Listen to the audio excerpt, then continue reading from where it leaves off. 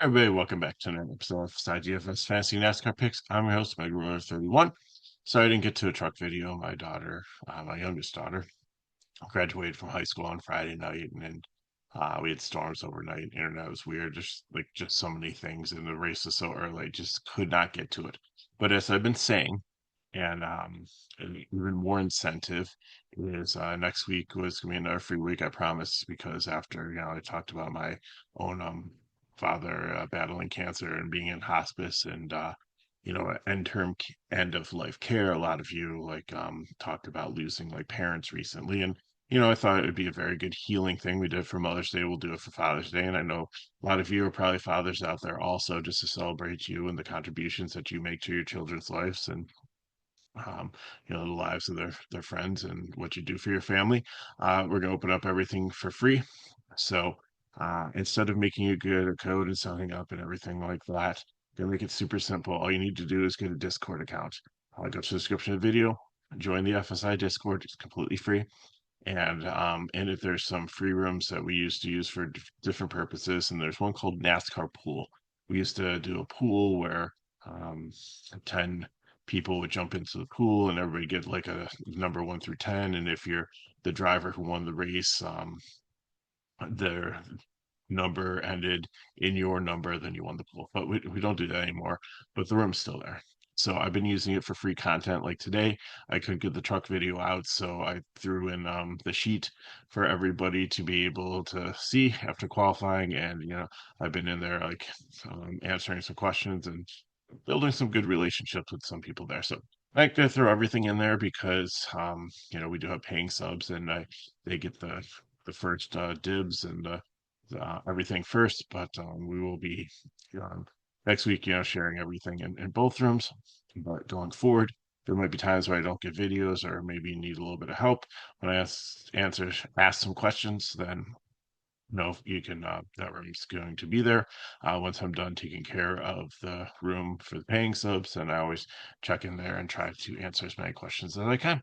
Usually get through all of them. So just a resource for you. So go to the description of the video, join the FSI Discord, look for the NASCAR pool room, and once you get in the Discord, if you have any questions, just ask in the lobby. So moving on, truck race was a actually disaster towards the end. The race wasn't bad, but then towards the end, it just became a catastrophe.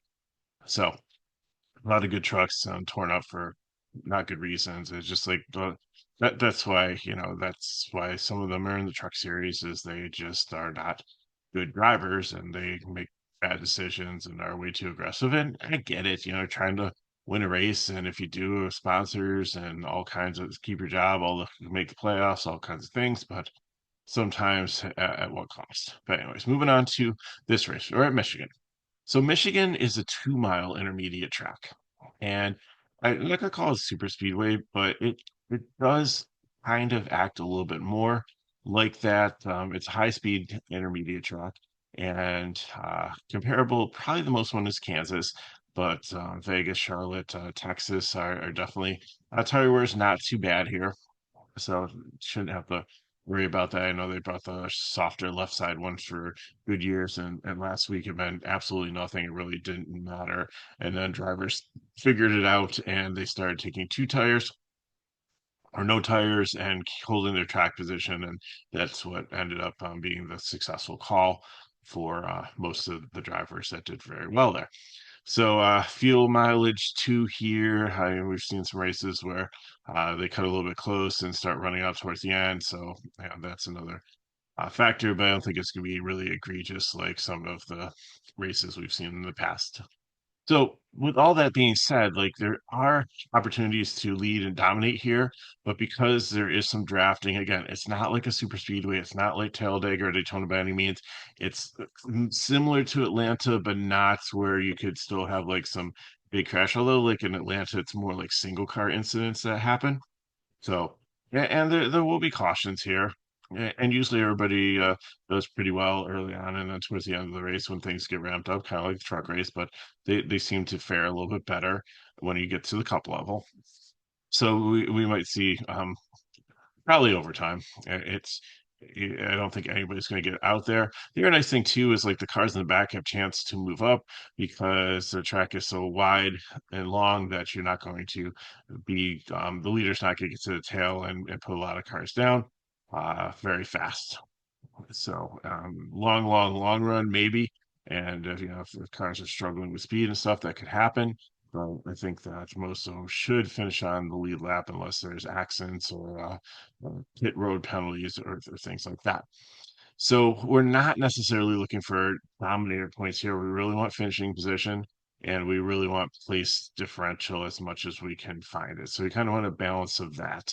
And if you get any dominating points in between, that's fine. Sometimes you have four or five drivers out there that have like lead like 20 to 40 laps. So we'll have to see how it all shakes out. I don't know if that math works, but basically it's spread out. It's not spread out as bad as super speedway, but it's still spread out more than like an intermediate track and definitely more in a short track where we absolutely need to nail the dominators or you're not going to win any money. So Briscoe on the pole again has been doing really well, fast in practice, and has I think he always has like a top 10 car, maybe a top five. I always have liked him in this next gen car because he seemed to figure out how to shift it and use gear ratios better than anybody. But I don't really think it comes in play here. It seems like a track where they really run wide open a lot in it, not 100%. But it's not like some of the other like shorter tracks where you have to constantly be like shifting and paying attention and things like that. So I think that negates that factor. I think uh, his speed and everything. He could go out there and lead a little bit, but I just don't know like how much that's going to factor. Kyle Busch like didn't have regularly great practice speeds. Like he went out there and threw down one hot lap, but when he gets in the draft, I don't know how this car is going to be. He's traditionally done well on tracks like this, and then tracks where you have to draft. But I think it's just a GPP play here.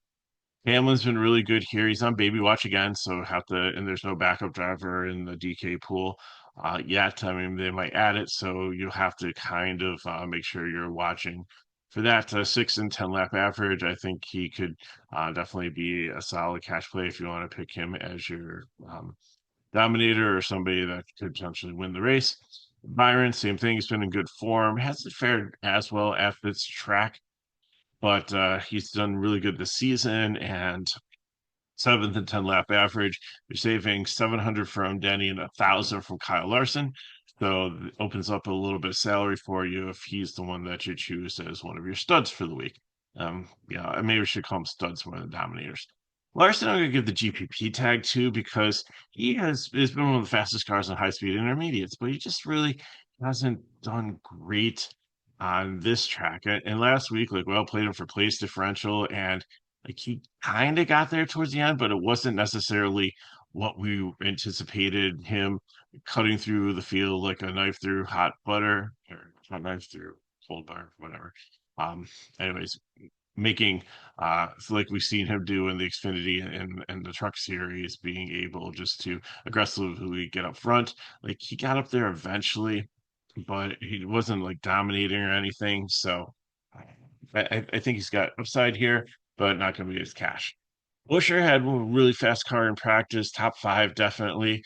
So I think that he's one that you could also consider, and you get a huge price break here. So those are the ones that I consider like the studs or like dominators. If there are to be a dominator, it's going to come from the top six.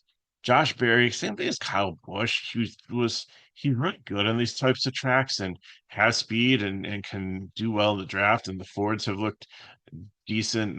The Penske ones were a little bit slower, but and he's kind of in that camp. The RFK ones look really good, and Ford's won like multiple races, a 9 out of last 10, something goofy like that. So definitely a track that has been historically good for Ford. It's a different year, so that's it's just something worth mentioning, but not necessarily something that we have to like take as word of God that you have to play it Ford to win here. So we'll see if that streak continues. So Barry just didn't have the speed. I thought about putting a fade on him, but I just feel that he might be able to hang out in the top.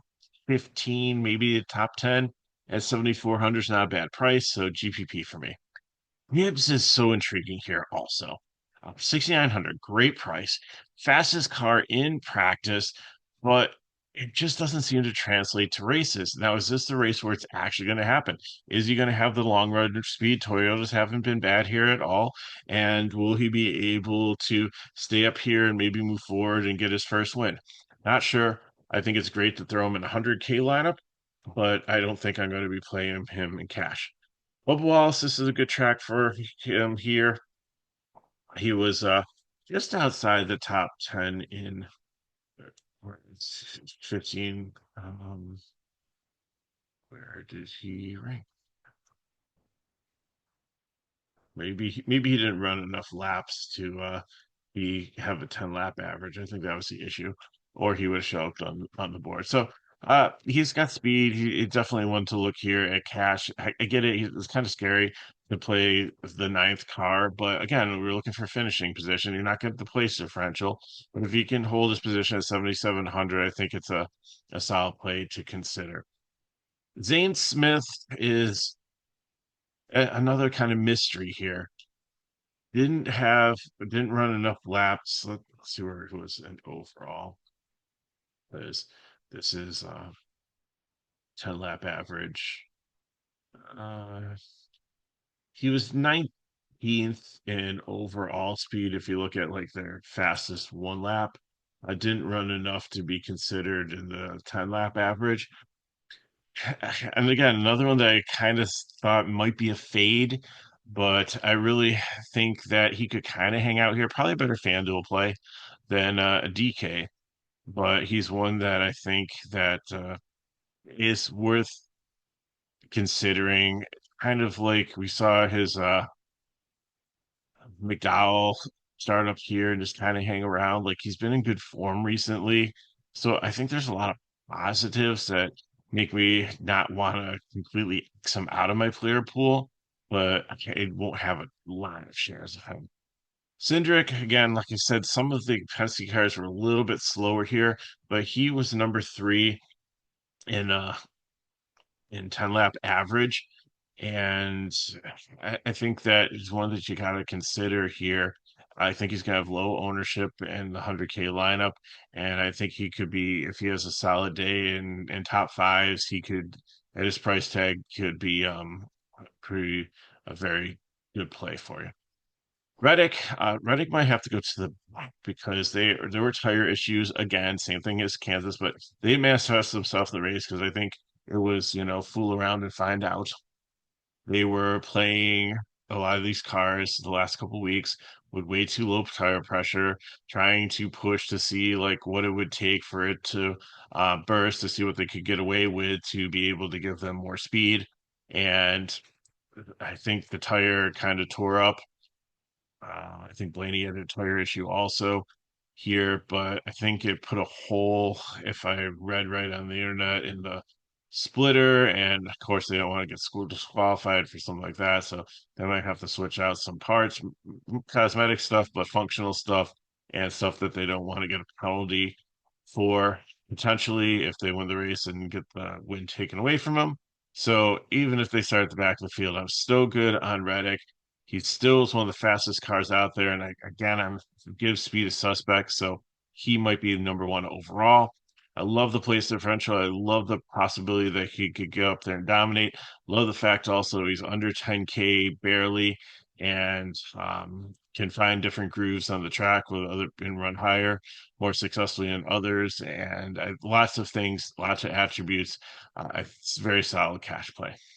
Laney, GPP, I mean, he's got place differential here, but you're saving $700 just by going with Reddick, who's 13th in practice, tire issues. The Penske cars weren't as fast as the RFK ones, but always obviously has upside. So obviously ran really well at Kansas. So I think in a GPP, I'm definitely going to have some shares of him.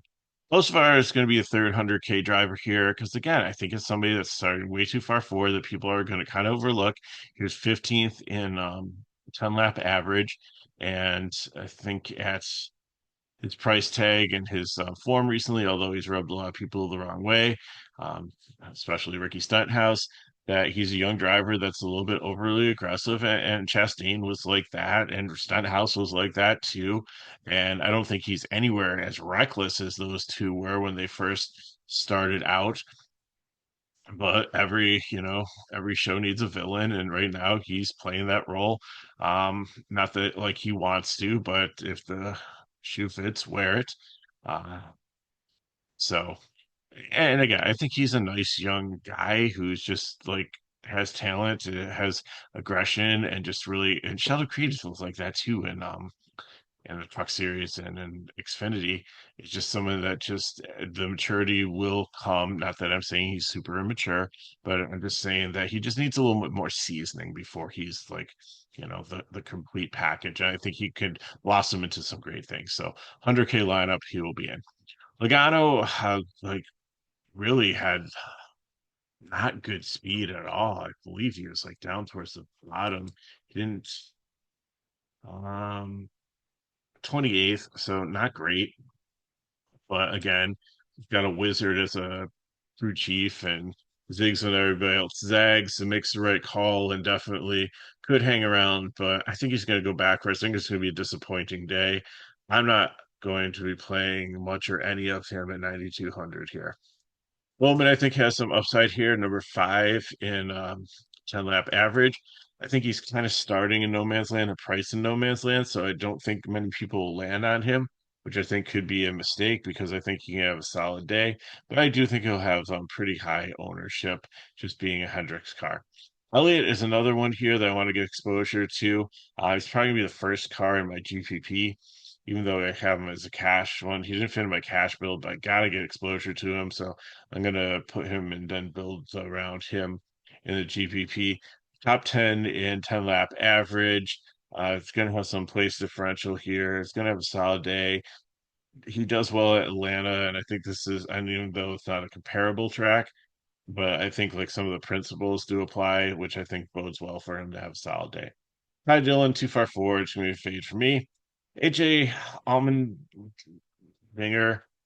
he's been solid and actually like he's another one, like kind of like Dow, where he starts up in the top 10. You're like, oh, you got to fade this guy. He's never going to stay their whole race. And he just kind of hangs around and, doesn't have blazing speed, 22nd overall and 10 lap average. And but it was towards the end, though. It was lap 14 through 23. So that kind of shows you that he might have some long run speed. If it stays green, then he might be able to go out there. The price isn't bad at 6,500. So GPP, if you're looking for somebody as a last minute fill in. If you land on him, then I don't hate it. Chastain, I think, is going to be very popular here. He's just been in really good form recently. They've been making the right call, getting the right setups. The car and the team, the program have just been spot on compared to like the step backs that they've taken a little bit last year. And I'm really excited. I will definitely have him. I think that he's got top 10 potential, potential could win this race. And even though he didn't have a ton of speed, I don't think he ran 10 consecutive laps. So, but that's fine because overall, if I look at his speed, I thought he was kind of up there. Um, 14th. So yeah, I think there's a lot of upside with him, and I'll definitely be having him in my player pool and definitely in consideration for one of my main cash builds. John Hunter Nemechek, I think you can play him in cash here. He's been solid head speed, top 10. I think he's going to have like lower ownership too, because I think people are going to gravitate towards some of the other ones in the same price range that have like more place differential. Because if you look at him and Gillian, uh, you're talking about probably a 12 place differential advantage for Gillian starting 33rd after um, Nemechek, who's starting 21st. So I definitely in my cash pool. Not a priority. I at the times this one's a lot further down. But if you need a couple extra dollars or if you want to be a little bit different and not have a duplicate lineup, And if you're playing them in like a three max or something like that, then that could definitely help you out. Eric Jones, I believe he's from Michigan, so it's not necessarily this is his home track, but definitely has roots in the area. GPP for me, didn't see enough that I felt that I wanted to play him in cash, but I think that he's definitely has some upside for GPPs. Priest has been solid 11th. I think he'll definitely, if you can get, again, this is kind of a, if you're trying to get some of the studs in there, you might not, if you're trying to get like a Larson and a Reddick in there, or Blaney in there, or Elliott in there, you're not going to maybe be able to have $7,000 to spend on Priest. But if you can get to him, I'm not saying to make him a priority, but it'll change up your lineup a little bit that you could have a solid alternate lineup that could be strong in cash and GPP. Custard's a fade. This car just hasn't had speed. Um, it's almost like it's a Rick Ware or a BJ McLeod car. I just don't understand it. But 24th, congratulations for qualifying there. I just practice you did not look good. I don't know if you're going to be able to do well in the draft. You're 26 at 10 lap average, so um, if he finishes where he starts, that's okay. But I'm not going to pay to find out. Custer or Bell is a prime play here. Definitely has the place differential, and with the wins that he has had this season, that he can easily play with house money. He doesn't necessarily have to do what he needs for stage points. He should be so far ahead that he should end up in probably a top three um, for the next round, which should give him a safe cushion into like the round after that. I mean, nothing is definitely secure, but he can go for wins more than having to like go for stage points and things like that. They can take different chances and stuff. So I like the situation. It's almost like when Cup guys come down to Truck and Xfinity and they don't have to play by the same rules as the other drivers who are trying to get into the championship there. I think Bell, this is the same thing. So Prime Play going to be highly owned. Absolutely, really like it. Dane Van Gisbergen, I consider it as a fade, but I think he can kind of hold here. I don't see a ton of upside. I don't see a ton of floor. So GPP for me. Kozlowski, I think a lot of people are going to make him a prime play or a floor play. And I know RFK was fast, but he's just let me down so much. I think I've said it over and over again. I'll just say it one last time. It's the Chris Davis effect. There was a Chris Davis with a K. He played for Oakland in baseball. He had like 50 home runs one season. And the next season, everybody kept on playing him, just waiting for it to happen, waiting for it to happen. Okay, he's off to a slow start. We're still going to play him every single day because it's going to happen. He's going to erupt. He gets injured. He comes back, and then like, oh, the injury isn't. Bottom line is, it never came to fruition. Like I know so many people that played Chris Davis so many times that year that they just thinking that he owed them money and all he needed was like one home run or a two home run game just to push them over the finish line to recover everything they lost. But sometimes you just need to cut your ties and walk away. I do not think we're there with Brad Keselowski, but I just can't put him as a prime play. I, I I really had to put Bell there, and I really like the savings on the next two. So again, I think like Priest, he might be priced in no man's land, and I think Priest has had better form and Brad, even though he had a really fast car, um, didn't have a 10 consecutive lap average to look at. So let me look at his overall speed where he ranks. I think he feels pretty good. 18th, but again, I think there are things that happen in practice and they do them in different groups. And sometimes practice is practice. You're trying out different things and the number doesn't necessarily tell how fast you're going to be. So he's good at drafting track. He's good, probably has some decent long run speed. So I'm not saying don't play him in your primary cash, but I have not decided if I'm going to or not. I might try to take the 500 and see if I can spend it better and drop down to Priest or drop down to all these other really nice options that you have in of the 6K range. They're starting in the 30s, a half place differential, have upside. Austin Dillon would be one of those at 63. I think he's a solid cash play, top 15 in 10 lap average, and should do pretty well here. Gregson, I'm going to go prime to. I think the production might be um, a little high, but I think it's kind of right on because he was 12th in 10 lap average, and he's been in decent form. I know he had one like engine issue or a crash or something a couple weeks ago. It was kind of disappointing because I played him and had some decent ownership on him, and obviously he lost points because of what happened. But I'm going to put the prime tag on him. I really like the upside here and how he projects compared to some of the other ones down here. But I think there's other solid ones too. Like Stenhouse should be just as good if you have the extra $100 and you don't want to go Gregson if you think he's too aggressive or too. Then Stenhouse has really settled in. This is a great track for him.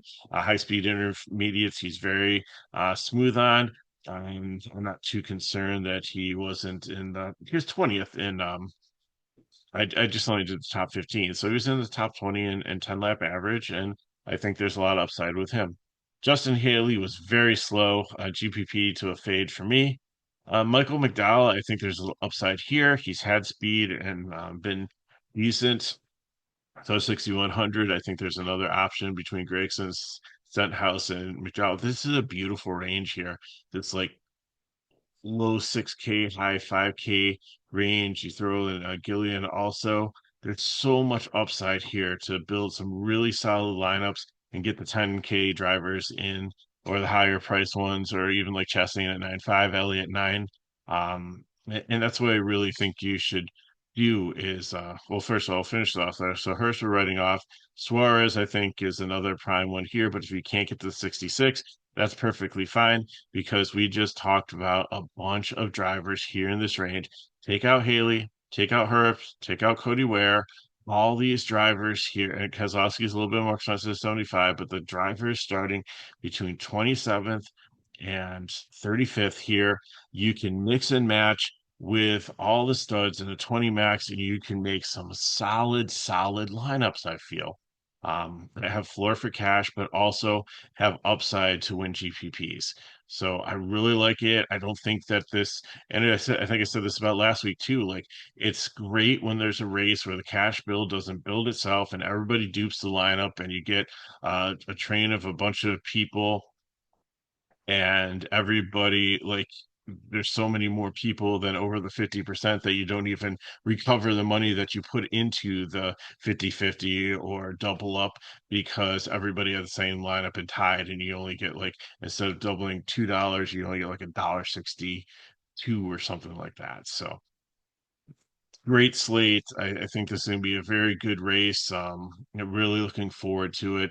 It's kind of nice. Just keep in mind it's like earlier. I think it starts like 2 or something. So, don't miss it out. But it should give you the heat of the afternoon, come into the air condition, watch some racing, and then go back out, have a cookout, enjoy the rest of the weekend. So. Thanks for watching. Appreciate it. Remember, next week's going to be free. Go to the description of the video, get into our Discord, and we'll take care of you from there. And what else we got going on? So if you want more information on FSI in general, the description video, there's other things in there also to help you. We've got all kinds of things. We have one of the best soccer coverage, and where there's international games going on, a lot of tournaments this summer and stuff. So Charlie has amazing coverage for that. He covers everything. It's just amazing.